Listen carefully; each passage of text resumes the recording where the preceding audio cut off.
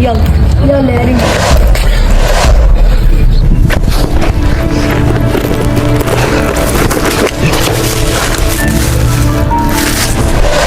هو ايه اللي بيعمله اخويا يوسف ده يا ماما؟ ده خد الفلوس كلها يا ماما اللي في الشنطة.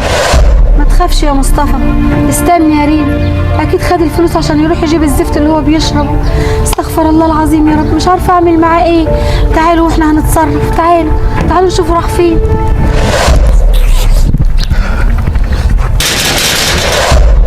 مين؟ ايه ده؟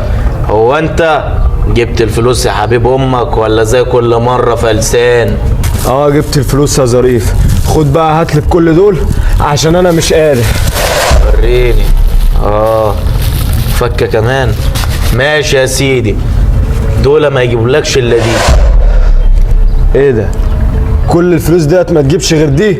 انت عارف انت معاك كام يا عصام؟ ده انت معاك بتاع 4000 جنيه معاش كله. خف النوش ده يا عصام واديني اكماله. بقول لك ايه، اللي معاك دي حلال وانا متوصي بيك. عاجبك مش عاجبك يا حبيبي، هات الحته ديت وغور في اي حته، شوف اي حد. ماشي يا عصام، لولا بس ميعاد الجرعه بتاعتي جه. انت هتلوكلوك كتير ليه؟ بقول لك ايه، غور من هنا. اوي الكداب كداب. هات، حرام عليك، انت ما اثرش فيك موت ابوك بسبب زعل عليك؟ لسه بتتنيل تشرب المدعوك ده تاني؟ يا اخي بدل ما تساعدني واخواتك دول. ما اثرش موت ابويا، وهات بقى البتاع اللي في ايدك ده عشان ما تصرفش تصرف انا وانت هنزعل منه. يا ابني حرام عليك، انت ما بقيتش يوسف ابن اللي انا اعرفه، انت بقيت شخص تاني خالص. اروح فين واجي منين يا رب؟ طب تعالى معايا، تعالى انا هوديك مكان نرتاح فيه انا وانت.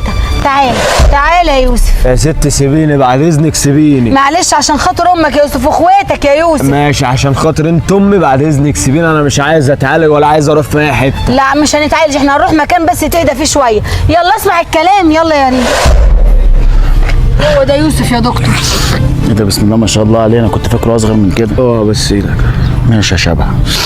بص يا صاحبي، هتفهم في الاصول صح؟ اخدها معاك فرده ولا نمشي بالاصول مع بعض؟ لا ما حدش يعرف ياخدها معايا في فرده. شايف ده؟ ماشي. شايف الرجاله اللي واقفه هناك دي؟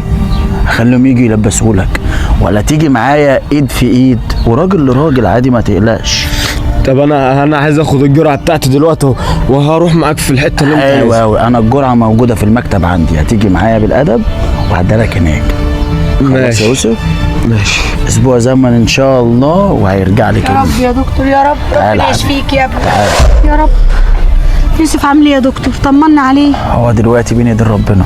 لا اله الا الله محمد رسول الله. احنا حاولنا معاه، بس انت عارفه اللي بيمشي في السكه دي ما بيعرفش يرجع منها بسهوله. ده حقيقي. واي شاب ايا كانت ضغوطاته لما بيلجأ للمخدرات هو بيفتكر ان هي حل.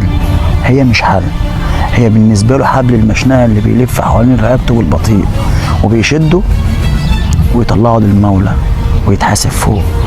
انا مش عارف الغلط مين، غلطك انت ولا غلط ابوه ولا غلطه هو، بس المهم دلوقتي ان انت تدعي له. يا رب يشفيه ويحوش عنه يا دكتور. ولما يطلع تخلي بالك منه، عشان بعد كده لو شرب تاني ممكن يموت. لا ان شاء الله ان شاء الله خير.